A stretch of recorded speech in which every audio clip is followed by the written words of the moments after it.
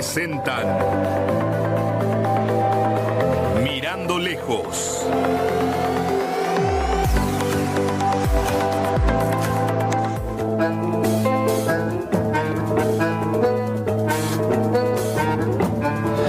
Muy buenas noches, querida audiencia, bienvenidos a Mirando Lejos.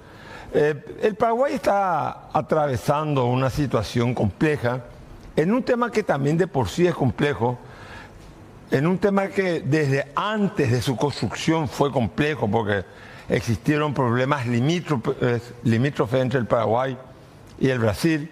Estoy refiriéndome a la Itaipú binacional. La Itaipú, para muchos geopolíticos de la época, fue la solución de un problema limítrofe, y en segundo lugar también fue utilizar la posibilidad de generar a través de la materia, que es el agua, energía eléctrica.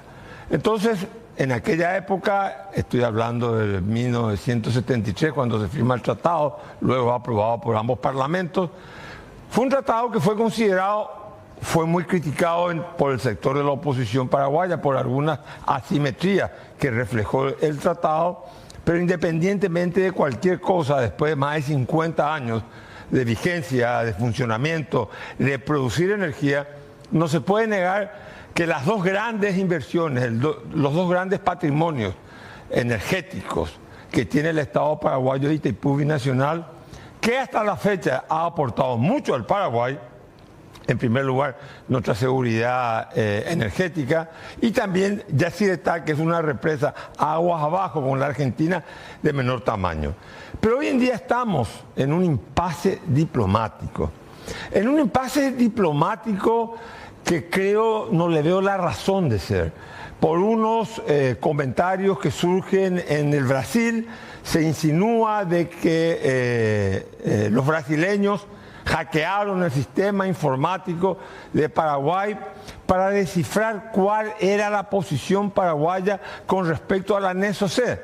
Supuestamente esa denuncia la hace un periodista freelance de un diario del estado de Paraná.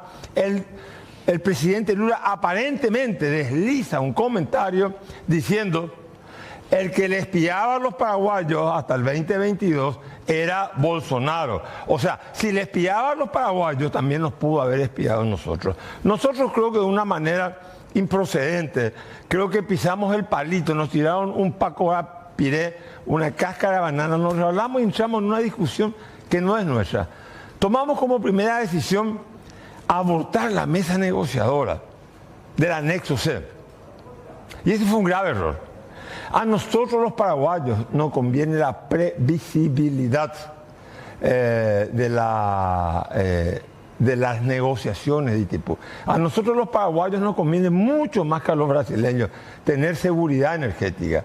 A nosotros los paraguayos nos conviene, no solamente a nosotros los paraguayos, le conviene también a los argentinos, porque si Itaipú no funciona bien o Itaipú no utiliza todo el agua que puede utilizar, pues Brasil tiene 45 reservorios de agua al norte, producimos menos energía en Itaipú y también producimos menos energía en Yacyretá, y eso significa menos ingresos en royalties, en compensación por cesión de energía y en regalías, en otras regalías.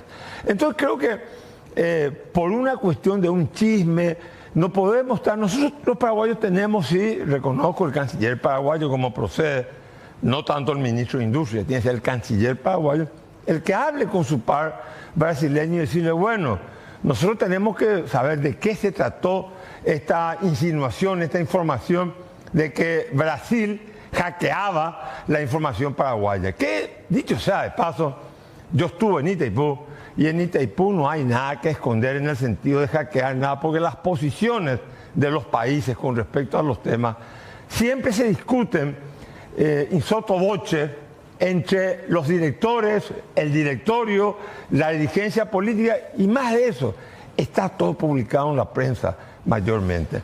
O sea, si Brasil quiere espiar al Paraguay, no hace falta que le llame al 007 o a un espía en especial o establezca un sistema informático para espiar cuál es la posición paraguaya.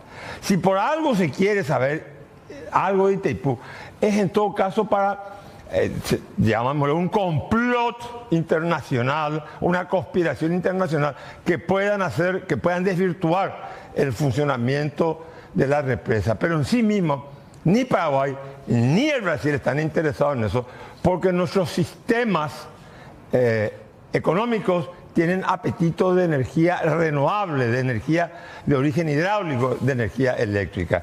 Creo yo que el Paraguay, el gobierno paraguayo, el gobierno del presidente Santiago Peña, el ministro de Industria y Comercio, Javier Jiménez, y el canciller, porque el canciller tiene que estar en estas negociaciones, tenemos que estar hablando, sentándonos con el anexo, más allá de pedir todas las explicaciones, decirle, señores, cómo vamos a hacer que la energía paraguaya, porque se producen en dos sistemas, Paraguay produce y utiliza energía en 50 Hz, Brasil en 60.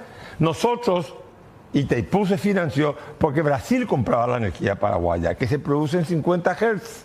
Lo que quiere decir que se tiene que convertir a 60. Hay una infraestructura eléctrica que se llama conversor. Nosotros tenemos que pedirle, y está dentro del tratado, a Brasil que ponga un conversor para transformar 60 Hz en 50 Hz. Y nosotros los paraguayos, el día de mañana, si es que tuviéramos necesidad, también comprar la energía brasileña, pero no solamente la de Itaipú, sino también la de otras fuentes. Eso va a garantizar nuestra seguridad energética. Por otro lado, tenemos que buscar un régimen reglamentario que se inspire en el acuerdo de 1979, el acuerdo tripartito entre Argentina, Paraguay y Brasil, sobre el uso de las aguas. El uso de aguas, el poseedor, según un principio romano, de que tiene las aguas arriba, no puede perjudicar al que está aguas abajo. Segundo tema que es muy importante relacionado con Brasil. Donald Trump y la globalización son aguafiestas del multilateralismo. El multilateralismo es demasiado importante en el mundo, nadie lo cuestiona, pero Donald Trump está poniendo en tela de juicio todos los organismos multilaterales que se han creado después de la Segunda Guerra Mundial. Desde Tucídides, en la guerra de Peloponeso, cuando las ciudades griegas peleaban entre ellas, Grecia, Esparta, etcétera, etcétera, Tucídides definió muy bien que el eje central de cualquier política exterior es el bilateralismo. Y nosotros tenemos que entender que en una política exterior lo prioritario es el bilateralismo. Cómo yo me relaciono con determinados países bilateralmente. Ese sigue siendo el eje central de las políticas exteriores. Vean ustedes cómo en Europa el mundo eslavo le responde a Rusia, y vean cómo otros países le responden a Alemania, Croacia, y cómo a Estados Unidos le responden determinados países. Lo que no podemos es creer en el multilateralismo o creer en que nosotros prioricemos la relación con Estados Unidos en detrimento de la relación con Brasil o en detrimento de la relación con la Argentina. Un amigo mío que nos va a visitar dentro de poco, estaba en Asia, hablé con él y me dijo, me sorprende cómo los asiáticos, a pesar de todas sus diferencias con Corea del Norte, la Corea dividida, Japón, y el recelo que tiene Japón con China continental y Vietnam, la guerra de Vietnam, etcétera, etcétera, cómo se está desarrollando una suerte de singularidad, se están zonificando. A nosotros no nos va a quedar otra cosa. Hoy en día el sur tiene ya no sé si la hegemonía de la influencia norteamericana. De Panamá en adelante diría que sí, porque están muy compenetrados con los Estados Unidos de Norteamérica. En el sur es más importante la presencia de China continental. De hecho, Paraguay, 30% de los productos que nosotros consumimos en Paraguay, productos terminados, vienen de China continental. Entonces nosotros tenemos que tener bien en claro cuál es nuestra prioridad. O es Brasil o Estados Unidos. Con Estados Unidos tenemos que hablar de lavado de dinero. Con Estados Unidos tenemos que hablar del combate al narcotráfico, pero con Brasil tenemos que hablar de Mercosur, tenemos que hablar de Itaipú, tenemos que hablar de las aguas, tenemos que hablar del control fronterizo, tenemos una agenda mucho más diversificada. Y nosotros estamos en este barrio, geográficamente hablando, no nos podemos mudar, no nos vamos a ir a otro lado. Estamos entre dos países muy grandes. Yo entiendo que debe ser también una prioridad de la política exterior paraguaya tener una relación con un país grande de esta zona, y es que sea Estados Unidos, una relación muy bien cuidada e inteligentemente. Pero creo que eso no lo podemos hacer en detrimento de la relación con Brasil. Tenemos más de 200.000 brasileños viviendo en Paraguay. Tenemos una zona fronteriza, tenemos un emprendimiento hidráulico compartido y tenemos el comercio, tenemos Mercosur y tenemos muchas cosas más. Por eso creo que es el momento en donde el presidente de la República, el canciller de la República, el ministro de Industria y Comercio tienen que tener una visión clara de a dónde quieren insertar Paraguay en este mundo que sigue siendo global, pero en este mundo en donde vemos que la geopolítica en algunos casos tiene mayor prevalencia que la globalización. Enseguida estamos con un gran director de cine argentino, galardonado, que quiere hacer cosas en el Paraguay, Daniel Burman, que vamos a hablar de cine, cultura, cine, literatura, cine, historia y cine política. Es un hombre joven de una vasta obra fílmica. En segundos.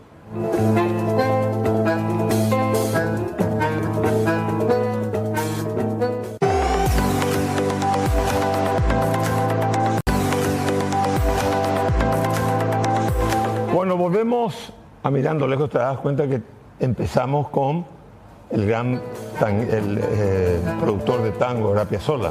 Es un lujo. Un lujo. Daniel Burman, un placer de tenerte acá. El placer es mío. Muchas gracias por la invitación. Gracias por venir al Paraguay. Gracias por querer trabajar en Paraguay. Gracias por querer, con un amigo en común, Andrés Gelón, en promover la industria fílmica en el Paraguay. ¿Y por qué se te ocurrió eso?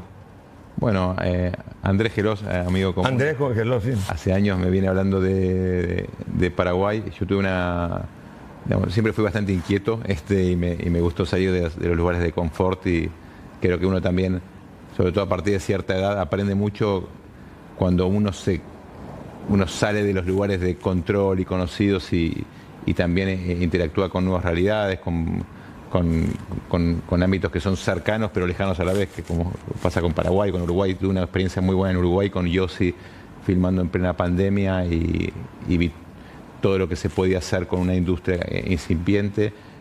Con Paraguay hace tiempo que tenemos ganas con Andrés de venir a hacer algo acá, y bueno, ahora de pronto, ¿viste? Los momentos históricos empiezan a confluir y hay más de un proyecto que todavía no puedo ampliar, que me ilusiona muchísimo y que me traen a Paraguay, así que estoy como en este viaje exploratorio, conociendo gente, muy sorprendido de todo lo que no conocemos de Paraguay, de la enorme potencia que puede tener como un polo relevante audiovisual en la región, enorme.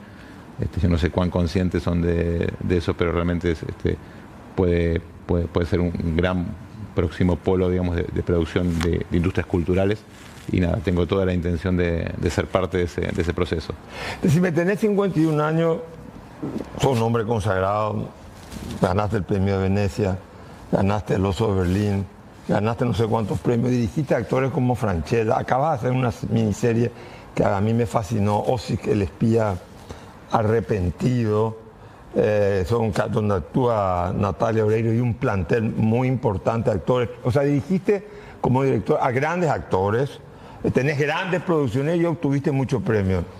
Cuando mirás atrás, ¿qué pensás de tu carrera? ¿Sos abogado de profesión? No me recibí, pero llegué a ser bachiller de Derecho. No, hay dos cosas que trato de no hacer, que es, uno, la reflexión de lo que soy y lo que hago, porque ya bastante ego tiene uno. O sea, uno en esta profesión, el ego es lo que te mantiene vivo y es el combustible, pero como todo combustible te puede combustionar, ¿no? A vos también. Entonces, trato de, cuando me doy vuelta para atrás o cuando tengo alguna entrevista o hay algún reconocimiento y hay, no sé, videos de lo que hice en los últimos 25 años, trato de no mirar, primero porque siempre digo, ¿cómo pasó todo esto? Y nunca puedo creer todo el tiempo que pasó, no puedo creer la edad que tengo, creo que nos pasa a todos eso. Y no sé bien en qué momento pasó todo. Entonces me da como mucho vértigo eso. Soy bastante inconsciente en lo que hago y siempre trato de conservar esta energía desde el primer día. Y para mí cada película, cuando voy el primer día de rodaje, siento más o menos lo mismo que cuando filmé mi primera película. Y eso es porque no miro mucho para atrás, no quiero tener conciencia del recorrido. Creo que esa conciencia del recorrido te envejece, te daña y alimenta la peor parte de tu ego, ¿no? Decime una cosa, yo trabajé en varias cuestiones, pero trabajé con políticos. En los políticos el ego también existe, pero en los actores el ego hace algo exacerbado, porque digamos tiene que haber una especie de un narcisismo, digo yo, positivo, en el sentido de salir, exponerse, lucirse. Todo. Es complicado trabajar con actores, decir, no, tenés que hacer esto, tenés que hacer aquello. ¿Te obedecen? Es una muy buena pregunta. Yo honestamente creo que tengo el mejor trabajo del mundo. Yo amo lo que hago. O sea, no puedo creer que esto sea un trabajo. No puedo creer que con esto pueda mantener a mi familia, que con esto pueda vivir. O sea, es un juego maravilloso. El único momento que siento que estoy trabajando es cuando trabajo con un actor. Pero no lo digo peyorativamente, digamos, el trabajo realmente de un director es el trabajo con el actor. Porque hoy día lo técnico es un bien que uno puede adquirir. La belleza o la estética hoy día la compras. Digamos, no tiene es casi irrelevante, digamos, la belleza en lo cinematográfico. El actor es un otro, único, desconocido, que ni él se conoce, inestable, en el cual uno tiene que tender un puente. Siempre la imagen que tengo, como sabes, me gusta mucho la ingeniería y esas cosas, ¿no? Uno tiene que tender un puente móvil sobre ese otro que cada día viene diferente. Por eso descreo de los métodos para dirigir, porque es como método famoso método para conseguir novia. O sea, no existe eso, ¿no? Uno tiene que, a ese otro que ese día está de una manera determinada porque se le murió el perro o porque tuvo un problema con el vecino o no sabemos por qué, tiene que generar un puente de comunicación y hacerle que interprete una música que uno tiene en la cabeza y uno no puede silbar, uno no puede emitir. Entonces y ese ego inestable que tiene, ese Chernobyl que tiene adentro, es el que lo hace un muy buen actor, pero también es el que lo puede inestabilizar demasiado. Entonces el verdadero trabajo de un director es manejar esa comunicación, pero finalmente no es diferente a lo que puede pasar quizás en la política, digamos, es entablar una comunicación con el otro, generar una empatía y que ejecute esa música que uno tiene en la cabeza. Pero, ¿y si el actor, digamos, insiste en que hay que hacer así, o le sale sin querer, por decir, mira, esto hay que hacer? Hay que correrlo por donde va. Yo tengo una idea, un concepto de que hay que abrazar la realidad. Un mínimo de la realidad es mucho más potente que toda la ficción y que todo lo que uno armó. Entonces, ese día ese sujeto está así, no va a cambiar. Entonces hay que ver para dónde corre, para dónde tiende, para dónde quiere ir, y uno abrazar esa realidad y cabalgarlo. Y llevarlo hacia donde uno quiere y entender que donde uno quiere uno puede llegar por diferentes lados. Si uno va con un preconcepto muy fijo, estás perdido. ¿Estudiaste cine o te hiciste cineasta solo? No, estudié cine, estudié Derecho, pero finalmente el aprendizaje es un oficio mucho del hacer. Lo cual obviamente la formación es importante, pero te diría, mi formación como en Derecho o otro tipo de formaciones que tuve en diferentes ámbitos, digamos, informales, fueron tan importantes como el cine. Descreo mucho de cuando uno se forma únicamente en el cine y se torna algo un poco vicioso y casi onanista, ¿no? Y de hecho, cuando a mí me hablan de referencias cinematográficas, mis mayores referencias son un tío, un kiosquero, una conversación que escucho, o sea, ser influenciado por la vida. Cuando termino un rodaje, lo primero que hago es no voy a ver una película, me voy al traumatólogo, al osteópata, al supermercado, a volver a estar en contacto con la vida real. La literatura, para un cineasta, para un director de cine, una visión cultural amplia, favorece, le saca a este mundo en donde uno está encapsulado del cine, le abre nuevos horizontes, lee literatura.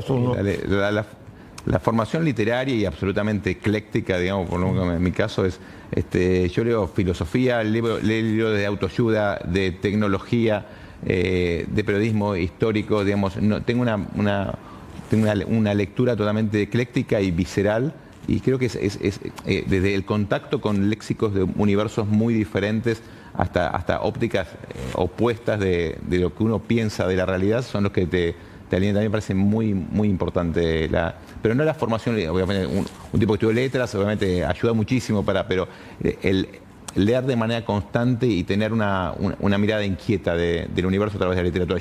Mi sueño? ¿Cuál era mi sueño? Mi sueño era ser escritor. Yo empecé escribiendo y me parecía algo demasiado sagrado Y claro, y por eso empecé a convertir lo que escribía en guiones, porque el cine es una literatura efímera en la cual siempre se termina transformando en otra cosa. Vos escribís un guión que es descartable en un punto, que se transforma en una película y lo que filmás se monta y después esa película es parte de la gente y nunca llega a asirse como algo real, ¿no? El cine. Ahora, una pregunta. ¿Es la literatura el origen del cine en el sentido de que el libro es, digamos, el útero donde sale una película de cine? ¿O es yo veo una película de cine y me voy a escribir un libro? No, yo creo que en el principio de todo está la palabra. La palabra, ¿verdad? En todo sentido. La palabra escrita más que la visual. Sí, absolutamente. Por eso, de hecho, hay una gran discusión. Normalmente en la ortodoxia, digamos, de guión, los guiones no tienen que tener literatura, no tienen que tener adjetivos porque supuestamente no se firma. Y yo estoy en contra de eso. Porque finalmente la literatura puede transmitir sensaciones y emociones para los actores y para todos, que es muy importante. Yo creo que algo de literatura tiene que quedar en el guión, en el cine, porque nos permite ser mucho más profundos y mucho más complejos, ¿no? Creo que al principio de todo está el libro. Ahora, hiciste una película muy, llamémosle, encapsulada en un ambiente político, en un periodo político, digamos, con varias cosas: el atentado de la AMIA, el atentado a la Embajada de Israel, hacen volar casi todo un pueblo y una instalación militar. Un periodo político argentino donde la Argentina, con Menem, prospera económicamente en un momento dado, después termina todo en una debacle, digamos. Pero lo que te quiero preguntar, cuando haces una película donde hay espionaje, donde se atraviesa también algo de una historia de amor, de un problema identitario, ¿cuál es la relación de un cineasta cuando hace una película tan inserta en un momento histórico determinado, con casos muy puntuales que fueron reales? Cuando la realidad le gana a la ficción y la ficción tiene que ceder ante la realidad. Es una muy buena pregunta para este caso, porque estamos hablando de Ossic. Estamos hablando de Yossi, el espía arrepentido, digamos. Yo siempre tuve mucho cuidado. Yo no quería hacer una serie ni sobre los 90, ni sobre los atentados. Yo quería hacer una serie sobre un tipo sin identidad que está buscando una familia que lo abrace. Digamos, o sea, el punto es un tipo que entra en el servicio de inteligencia para sentirse parte de una familia y tiene que espiar una comunidad y se siente parte de esa comunidad y encuentra una identidad ahí y siente un dilema moral de si traicionar a esa familia o no. A partir de eso, todo lo demás es un contexto que sirve en función de cómo influye en esa conflictiva íntima. Porque si no te pones a hacer un retrato historicista, digamos, que finalmente es información que la gente ya tiene y no tiene el drama, no tiene la propulsión que uno necesita. Acá los tres, digamos, algunos atentados, que es Embajada de Israel, AMIA y Río Tercero, que fue como las tres grandes explosiones que atravesaron, atentados que atraviesan también a nuestro personaje y son los golpes que lo van llevando a diferentes lados en un recorrido. Pero es muy buena tu pregunta porque a veces el contexto te devora. No hay nada más peligroso cuando vos tenés una historia o cuando empezás un proyecto que el universo sea fascinante. Yo siempre cuando viene que no tengo una idea genial en el mundo del baloncesto, no sé, no, contámela igual, pero si ocurre en otro universo. Si no funciona, tenés un problema. Si lo determinante, lo atractivo es el universo, en lo cinematográfico se desvanece. O sea, digamos que el eje central de tus guiones no es tanto el contexto, sino son cuestiones humanas que inducen a los actores a determinar acciones. En el caso de Yossi, él se sentía, digamos, sin familia, buscaba la pertenencia y encuentra esa pertenencia en una comunidad donde él se infiltra para espiar. Exactamente, parte de un estado de orfandad, como en realidad partimos todos, y busca desesperadamente, como todos, una familia en que nos abrace, que nos convierta en algo. Y ese es el camino en el cual nos identificamos todos. Después es el servicio de inteligencia, esa primera familia, es la comunidad judía que tiene que tener, pero podría funcionar en otros. Siempre parto de eso, de los caminos heroicos de los personajes, de los dilemas morales, de la falta, de la ausencia, nada que no haya descrito la filosofía. Ahora, hablaste de orfandad. Los seres humanos somos huérfanos, tenemos ese sentimiento de orfandad. Pues estoy trabajando mucho ese tema, yo por otra cosa, por otro libro. O sea, ¿por qué hablaste de orfandad? Yossi era un huérfano. Vos estás en el cine también por orfandad o por elección profesional? ¿Qué es la orfandad en el sentimiento? ¿Qué lugar ocupa ese sentimiento de orfandad? ¿Es algo en todos los seres humanos o en algunos seres humanos muy acentuados? Es un tema que a mí también me obsesiona. Hay algo que pasa más después de cierta edad, cuando los padres se van deteriorando naturalmente por el paso del tiempo y van emergiendo otros seres humanos detrás de los padres. Uno tiende a sentir lo que yo llamo una orfandad retroactiva, ¿no? Uno dice, pero mis padres no eran quienes yo creía, eran estos seres que se están deteriorando o mostrando partes que yo no conozco, y uno asume algo que realmente fue. Uno siempre ha sido huérfano, uno viene, la orfandad es parte, creo, intrínseca de nuestra existencia, y construimos desesperadamente, digamos, simulacros, digamos, de protección, de guarecernos en algo, en alguien. El más básico es la familia, nuestros padres, pero yo creo que ese sentimiento de orfandad estuvo siempre, que a veces está anestesiado por la familia, de la cual no digo que es un simulacro, sino es una necesidad vital que tenemos. Creo mucho en la necesidad que tenemos de una familia que nos abrace o nos ampare, pero en algún momento eso se cae y volvemos a ese sentimiento primario. O sea, estamos arrojados en este mundo. Estamos arrojados, y creo que, y no tengo una idea trágica de eso, creo que somos esa orfandad, que somos ese vacío. Creo que muchas veces lo que está pasando en las generaciones jóvenes, que tratan de tapar ese vacío. Yo cuando a veces hablo con jóvenes y le digo, eso que sienten a la noche cuando apagan la luz y apagan el teléfono, esa sensación de vacío, ese abismo, son ustedes eso. No lo llenen, porque somos eso, y venimos al mundo no para rellenarnos, sino para en ese vacío recibir la información de para qué estamos. Entonces no tengo una mirada de la orfandad trágica. Me parece que cuando antes la sumamos, la vamos a pasar un poco mejor. Contás historias de la gente en tus películas. Sos muy, veo que, bueno, yo sí que es una cosa hasta, yo diría, épica, policial, política. Pero veo que hay mucho, en lo que he visto en tu filmografía, mucho material humano, muchos temas humanos. Y ayer cuando te llevaba a un lugar, me dijiste, se trivializa mucho el divorcio, y el divorcio es muy doloroso, me dijiste. Y vos que estás contando historias de otras personas, donde el actor se tiene que desnudar delante tuyo, ante el público, digamos, o tiene que lograr cierta autenticidad para que sea un buen actor, me imagino yo, ¿verdad? Me sorprendió mucho que me haya dicho, sí, la sociedad moderna trivializa el dolor de un divorcio, por ejemplo. Ese sentimiento, esos sentimientos humanos, ¿se reflejan en tu obra de arte? Yo creo que lo único que es realmente honesto nuestro son nuestras partes más vulnerables, digamos. Nuestras fortalezas son siempre, tienen algo de construido. Y hay una canción de Leonard Cohen que me encanta, que dice que todos tenemos un crack, una grieta, y es por ahí donde nos entra la luz, ¿no? Y creo mucho en esa imagen. Estamos todos agrietados en algún lado, tenemos algo roto. Y por ahí, la herida de la existencia. Sí, la herida de la existencia. Somos nuestra herida. Más allá de la herida, nada, es una piel, es una vestimenta, es un traje, nos ponemos un día a otro, pero lo único verdadero es nuestra herida. Respiramos desde nuestras heridas. La mayoría no terminan de cerrar, sino se cubren. Y el ejemplo que te daba el divorcio es que es interesante que hay una confusión a veces. Aquella es reivindicar el derecho a. No implica que tener el derecho a implica que eso no duela o no nos dañe, ¿no? Como que la sociedad actual, digamos, en la politización de ciertos temas dejan paradójicamente afuera al humano. Yo reivindico un derecho, pero no me doy cuenta que con eso me hago daño. Yo reivindico, de hecho, digamos, soy una persona que me divorcié 2 veces, o sea, con lo cual claramente estoy a favor del derecho que uno tiene de divorciarse y formar una familia. Dicho esto, es una de las heridas más dolorosas que puede tener un hombre. ¿Y por qué es importante esto? Porque también en la discusión política no podemos dejar afuera las consecuencias emocionales del humano.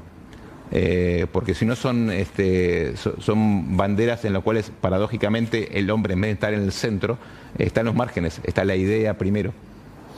Decime, ¿te gusta más el cine que toque estos temas humanos o tu género es más algo a lo épico, algo policíaco? Es, digamos, que en tus películas sean raudales de seres humanos, de sentimientos, de conflictos humanos, como el caso de Yossi, que empieza buscando una identidad, una pertenencia, alguien que lo abrace y termina en eso, pero hay un contexto político que verdaderamente solapa ese aspecto también, porque es muy fuerte esa historia de la corrupción, la venta de armas, el espionaje, el servicio secreto.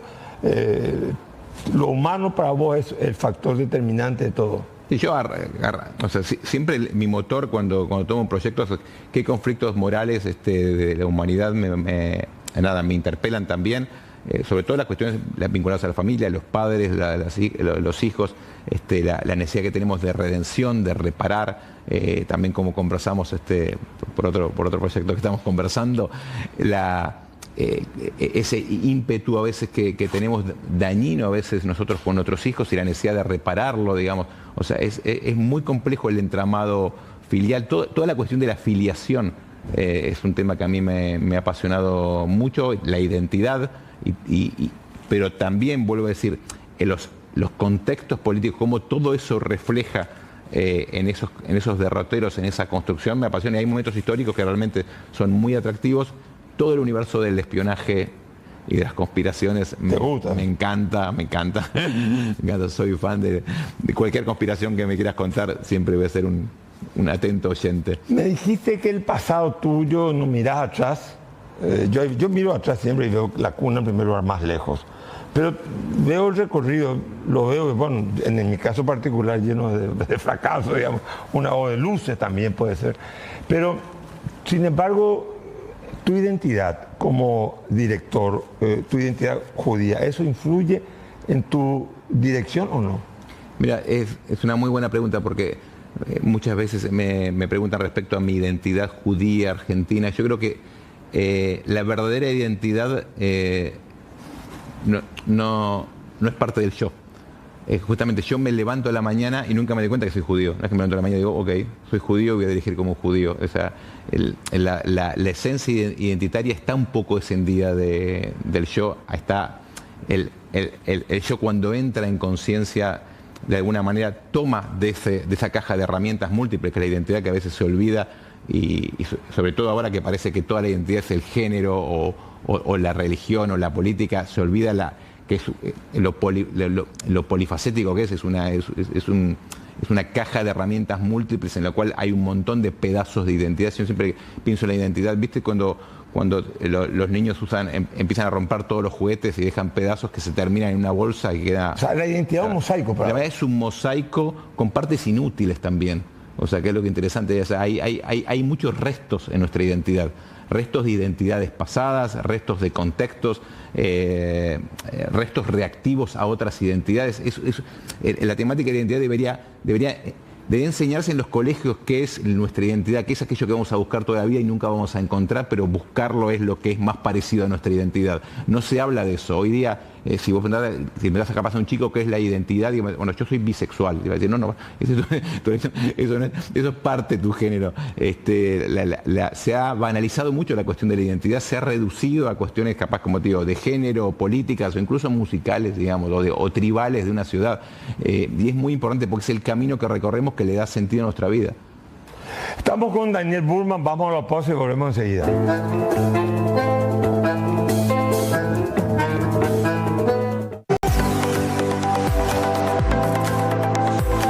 Bueno, definitivamente hay que ser psicólogo para ser director de cine, o es una aptitud tuya individual, cuando vos ves en tu gremio de director de cine, hay que, digamos, tener un entendimiento del ser humano, ¿verdad? Para guiarlo, me imagino. Sí, mira, es muy interesante lo que decís, porque yo soy muy contradictorio en ese sentido, en todos. En ese sentido más, siempre digo más o menos en serio, en chiste, le digo a todos los actores, vénganse llorados de casa.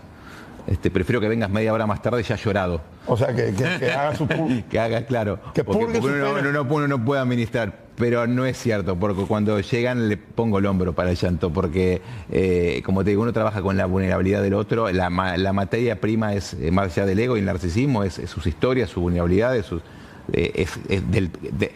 toman al personaje o montan el personaje en sus llagas para que funcione eso, los pone reactivos emocionalmente. Entonces hay que administrar eso sin involucrarse demasiado, porque uno no es el terapeuta, digamos, es un punto de intermedio, pero sí siéntese responsable de la emoción del otro. O sea, vos le estás diciendo a la persona, trae tu emoción acá porque esa va a ser tu herramienta de trabajo. Y no le puedes decir, pero ahora no me involucres en eso. Claro. Sí tenés que tener cuidado de no terminar haciendo terapia de grupo con cada actor, porque igual hay actores que llegan directamente con ese trabajo hecho en su casa y no te involucran, pero hay actores que de pronto te das cuenta que no pueden repetir una línea porque les rebota con algo de su infancia que como en el billar termina en una banda inesperada que les hace que eso sea muy doloroso, o sea, afrontar algo que tenían tapado. O sea, es muy importante lo que pasa en un set de filmación. Ahora, un actor que a mí siempre me impresionó mucho, Al Pacino, o también Francella, que es humor, son personajes que, o sea, ellos tienen que estar muy conectados con ellos mismos. Un actor es alguien que no puede estar muy lejos de sí mismo. Te pregunto, ¿un director de cine puede estar también muy lejos de sí mismo o tiene que conocer ese dolor, esa herida? También tiene que llevar el director eso a la filmación para dirigir, o eso el director sí está obligado a dejarlo en la casa para jugar neutral. No, está buenísimo lo que me pregunta, porque nunca se habla eso de los directores. Y yo creo que sí, que uno tiene que uno tiene que arrojarse a sí mismo. Que duele un montón normalmente, que creo que a diferencia del actor, uno lo puede hacer con un mecanismo un poco más intelectual y racional, porque uno no pone la cara. Entonces, es muy diferente, uno pone el rostro, uno no pone el cuerpo. Entonces uno se arroja a sí mismo, pero se pone una máscara de ese otro que tiene que ser para entrar a un set, que es un simulacro, ¿no? O sea, cuando entras a un set todos los días hay 100 personas que te dicen, bueno, ¿y ahora por dónde arrancamos? Y uno capaz que dice, nada, quiero volver y que mi mamá me haga la merienda. Digo, pero sí, tenés que tener muy en contacto para mí es muy importante cuando empezás un proyecto, bueno, este proyecto, por más que pasa en otra época, que la protagonista es de otro género, que en otra sociedad no tiene nada que ver, en el cual estoy involucrado, en qué me resuena, en qué me pone en riesgo, qué pongo en riesgo yo emocionalmente con este proyecto. Uno tiene que detectar eso al principio. Después uno lo puede trabajar racionalmente, pero tenés que tenerlo claro. Cuando yo veo cine cuando tengo tiempo, veo que hay un gran desarrollo en el cine argentino. El cine argentino tiene mucho éxito, como el cine español está teniendo mucho éxito ahora. Veo después una película norteamericana. Las películas norteamericanas parece que se orientan mucho más a la acción, a la imagen, a la filmación, a los efectos. Sin embargo, en el cine argentino, en el cine español, las veo más noveladas. Son películas que tienen más poesía, que tienen más frases, que tienen más golpes humanos. Por ejemplo, en las películas de Darín, en muchas otras, ¿verdad? O la última tuya que la he visto, hay mucha densidad humana. Este hombre que es joven, que quería tener ese, digamos, ese rito hebraico, pero había cambiado de sexo, bueno, tenía el mismo sexo, pero se sentía mujer. Hay mucho de eso en el cine de esta zona, en el cine hispano o en el cine europeo, que en el cine americano es una diferencia artificial equivocada la mía. No, eso sí tiene que ver con que en el cine europeo, en el cine latino, suele haber al comienzo de todo y al final de todo un autor, una persona con una necesidad imperiosa de contar algo y que se contamina positivamente con... Esa poesía es la inestabilidad humana de un hombre, ¿no?, que no soporta más la vida sin contar una historia. En cambio, en Estados Unidos normalmente es el producto de un sistema. Termina siendo un promedio de diferentes necesidades, de un estudio, de un libro, de un director, pero está todo más ecualizado. Y en esa ecualización hay ciertos aspectos humanos que van quedando afuera porque son como restos, ¿no?, que parecen innecesarios. Son dos sistemas que para mí pueden convivir y de hecho en el sistema americano muchas veces hay obras en las cuales eso ha sobrevivido, esa poesía, cada vez es más difícil, pero tiene que ver con la multiplicidad de voces y cómo es el proceso de producción, en lo cual a veces la poesía no sobrevive. Cuando uno hace una película política o de connotación histórica, el director, la producción, busca instalar una verdad, busca descubrir la verdad verdadera o busca ficcionar una verdad. No, yo no creo que lo que es una muy buena pregunta, primero lo que buscas es no desmentir algunas verdades que la sociedad ha suscripto como un contrato. Los mitos. Claro, hay como una San Martín el gran... Claro, digamos, o no lo desmentís de una manera gratuita, digo, porque estás manipulando algo que está en el inconsciente colectivo y hay cosas que tenés una gran responsabilidad. El ejemplo es, en Yossi había 2 atentados, el de la Embajada de Israel y el de AMIA. Son 2 atentados que objetivamente fueron atentados terroristas en los cuales hubo muertos que no tenían nada que ver, inocentes, producto del terrorismo. Sino un terrorismo que tiene causas totalmente ajenas a la sociedad argentina, que igualmente sería igualmente terrible, pero entonces nosotros lo que hicimos es, por ejemplo, nosotros no hay ningún personaje que sea un sobreviviente, porque no podemos inventar de una tragedia real gente que ha sobrevivido. Digamos, entonces no podemos modificar la cantidad de gente que murió, no podemos modificar ciertos hechos. Sí. Ahora, tampoco decimos cómo fue o quién fue el del atentado, porque nada, la justicia todavía no lo determinó. Entonces, si vos lo determinás, hay un montón de familiares de las víctimas que le estás dando una supuesta verdad, o sea, es muy delicado. Entonces, yo trabajo la verdad emocional de mi personaje, que como es una ficción puedo manejarlo sin dañar a nadie, pero hay una responsabilidad muy grande cuando estás cerca de eventos históricos. Es muy... el punto que te llena de dilemas morales, porque hay cuestiones que uno quisiera modificar porque pueden mejorar la dramaturgia, pero estás tocando ciertos núcleos de verdad establecida, social, digamos, que es muy delicado. Ahora, el arte, sus diferentes manifestaciones, la literatura, la poesía, la pintura y el cine en este caso particular, hay un compromiso con la realidad, hay un compromiso del arte, del cine, de cambiar la realidad, o es solamente arte. Borges decía, no, el arte es el arte por el arte. No tiene hubo una época en América Latina y en Rusia el socialismo existente hacía un cine, una literatura muy vinculado a lo político. El arte tiene que ser algo, un fenómeno, digamos, no independiente, pero no debe ser herramienta de la política, debe ser herramienta de la historia, o tiene que ser una expresión artística, pero digamos que tenga en cuenta la realidad, pero no una herramienta para transformar la realidad. Yo te voy a contestar de una manera, porque tu pregunta es una flor de pregunta. Yo hago cine por lo mismo que voy al cine, que es para cuando salgo de ese lugar oscuro, sentirme un poco mejor que como entré. Entonces, para mí la transformación política que uno hace es mejorar la calidad humana de las personas que hacen la obra primero y después que la consumen. Esas personas van a, digamos, si uno alimenta el alma de las personas, si uno hace que esas personas se conecten más con quienes verdaderamente son, esas personas van a ser personas y almas y sujetos mucho más útiles para que el mundo vaya en la dirección correcta. No, una película no va a cambiar el mundo. Yo siempre digo, no hay nada más irrelevante que una mala película, y no hay nada más irrelevante también en un punto que una buena película en sí. Por lo menos prefiero pensar eso. Y yo estoy mucho más orgulloso de la manera que le hablo a la gente con la que trabajo, a las condiciones laborales de la gente que trabajo, a qué hace esas personas cuando vuelven a sus casas y qué sienten ellos al haber pasado 4, 6, 8 meses o un año conmigo en un proceso, y cómo transforma cada una de esas 200 personas, 400, a veces son 1000.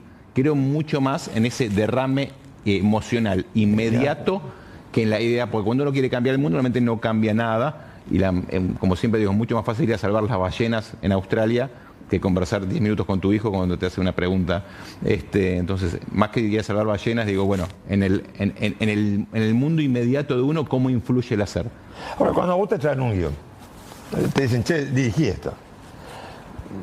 Para vos la vida, o sea, se enmarca dentro de este guión, tiene que enmarcarse en un sentido que vos tenés de la vida, o para vos la vida es búsqueda de sentido, no tiene un sentido determinado. Vos como director, como intelectual, que sos un hombre culto, formado, forjado en la reflexión y en la lectura, en lo que ves, en lo que asimilás, en lo que aprendés en las interacciones humanas. Para vos la vida tiene un sentido, hay que ir hacia un mundo más humano, un mundo más, o el mundo no tiene solución, será siempre así, una porquería, ¿será el cambalache o hay un sentido, es búsqueda de sentido? la vida hay un sentido, el sentido es esa búsqueda de sentido, la creencia de que existe un sentido ya predeterminado e inalterable es un dogmatismo del cual yo no admito, porque sería alguna clase de idolatría, la cual no suscribo. Con esto no soy, tampoco soy un nihilista, creo que si comentas cómo está el mundo hoy, y bueno, no es un mundo en el cual yo hubiera venido, pero creo que hay algo siempre hay una ventana abierta en la condición humana que permite cambiarlo, y trabajo en función de esa ventana de oportunidad que puedo yo no verla en mi vida.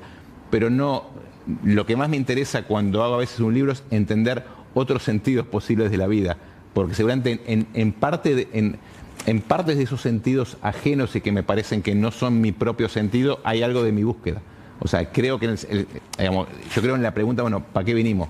Digamos, siempre digo, para tomar el agua no, para comer un buen bife tampoco. Incluso pienso en los placeres supremos que uno tiene. No pudo haber venido uno únicamente para eso. No sé para qué vine, el camino de la pregunta es lo más parecido a la respuesta. Entonces, todo aquello que me ayude en el camino ver las divergencias, los atajos o incluso los caminos sin salida, alimentan esa función de esa pregunta, ¿para qué vinimos?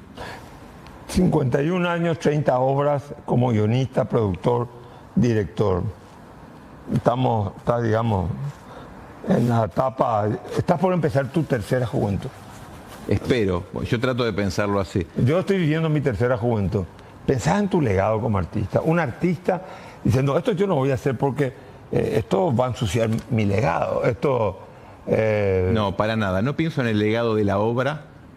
Sé que en 50 años mi obra va a ser, o lo que hice va a ser irrelevante.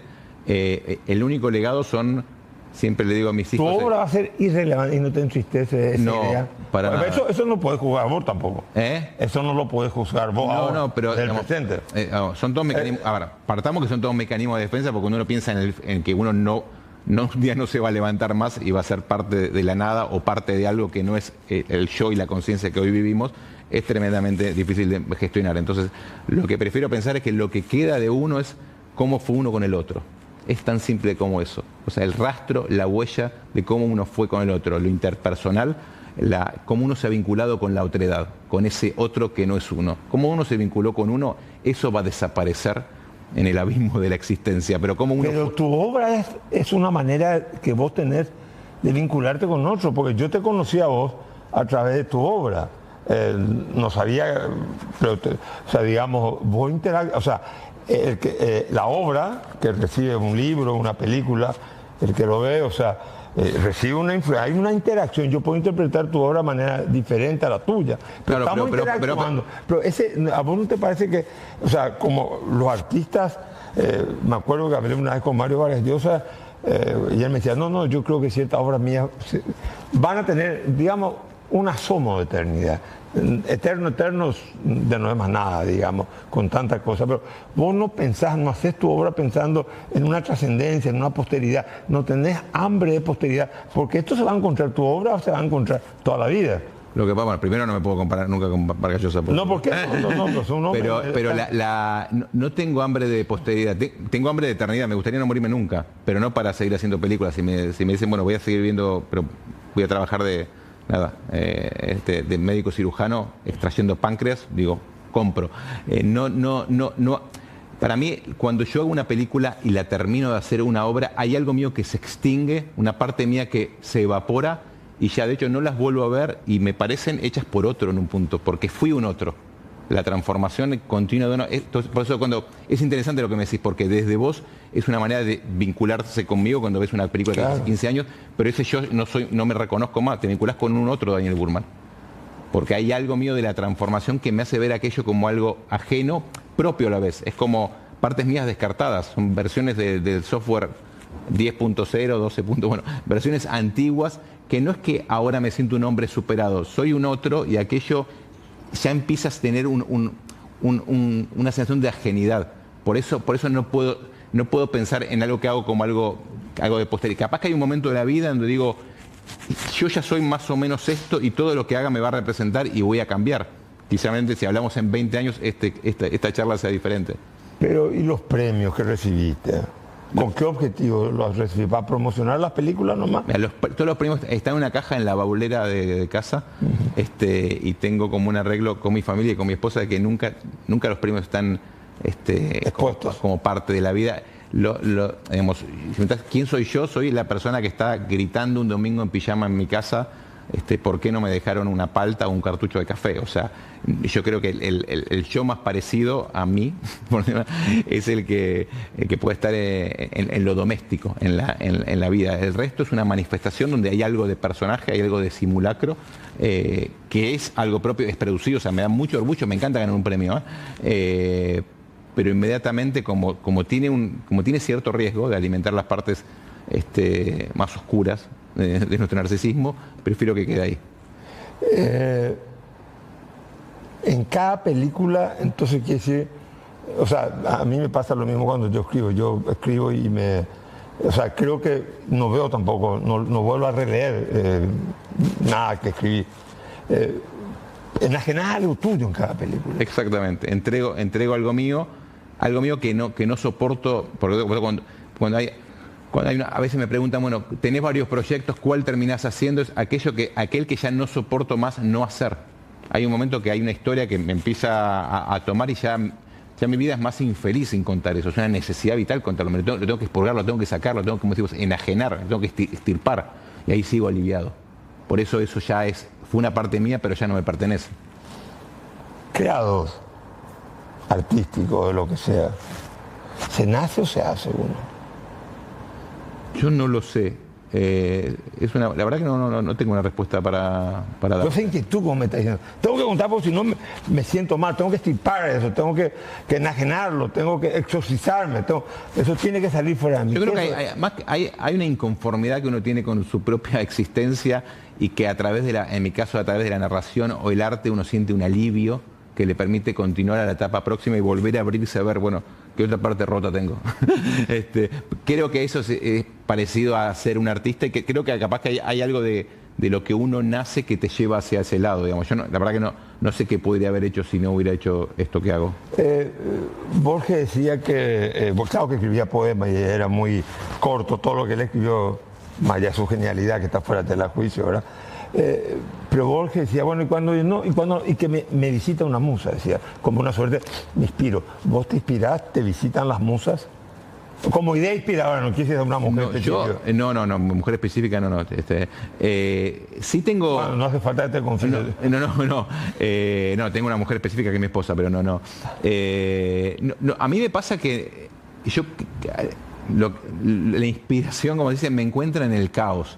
Me encuentra manejando, llevando a mis hijos a la escuela en un momento en el cual no puedo escribir, en un consultorio médico cuando me están por llamar. Yo siempre admiro... No te pide permiso la inspiración. No, y aparte siempre admiro a esa gente que dice, no, me voy a escribir a una playa aislada. Digo, yo me voy a una playa aislada, primero me muero de depresión y de tristeza y no puedo escribir nada. O sea, yo necesito el caos de lo cotidiano. Yo siempre escribo en esos pequeños espacios que le robo a lo doméstico, a lo cotidiano. O sea, ahí encuentro la creación.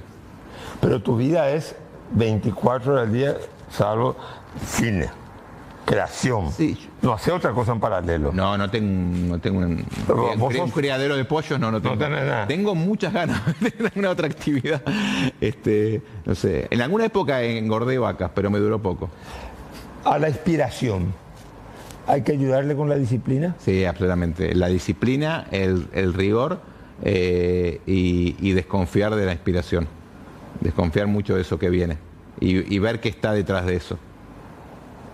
O sea que, digamos, estás permanentemente psicoanalizándote. ¿No ¿Es un psicoanalista o lo haces solo? Tenía un gran, pero falleció, así que ahora me quedé sin psicoanalista. Me psicoanalicé 20 años. Pero yo creo mucho en la inspiración, pero también en la percepción de lo que te pasa alrededor, en los otros, en las señales que ocurren. A veces uno tiene una idea y la deja pasar, después ese tema vuelve a aparecer de una manera extraña con un comentario de otro, y hay un momento que uno dice, bueno, acá hay señales de que esto que quiero contar lo tengo que contar. Y a veces hay señales opuestas de que uno todavía no está listo. Me ha pasado muchas veces empezar con proyectos y sentir, no es el momento de mi vida para contar esto, todavía falta, y guardarlo. ¿Por qué cine es arte? venís con preguntas complejas. Vos sos un hombre inteligente, te puedo sacar jugo. Sí, yo creo que el cine es arte porque es una conjugación, digamos. A veces el día mi hijo me pregunta, me hizo una especie de reportaje, me preguntaba, bueno, ¿por qué me fue como me fue? Qué sé yo, estábamos repasando un poco de la vida y yo le dije algo que no es falsa modestia, sino es real, que creo que se puede aplicar un poco al cine en general, que digo, mira, yo tuve una articulación virtuosa de virtudes mediocres. Muchas veces el cine articula elementos mediocres en el sentido más estricto de la palabra de una manera extraordinaria y crea algo que en esa conjugación es maravilloso y es único, ¿no? Muchas veces ves un plano en el cual hay un actor que no está especialmente vestido, un encuadre, pero hay algo en eso que genera una poesía única. Creo que la articulación, la combinación, el maridaje, ahí está la magia. Por eso hay algo en el cine de lo disperso, ¿no? Que tenemos muchos de los cineastas, que tiene que ver con eso, como que totalmente construimos y articulamos elementos que naturalmente no tienden a unirse, tienden a estar dispersos. O sea, que hay que ser artificioso, imaginativo. Estuvimos con un gran director de cine que se va a vincular mucho al Paraguay, consagrado a nivel internacional. Y como diría mi amigo Félix, te agradezco por tu tiempo. Creo que te deseo mucho éxito en el Paraguay.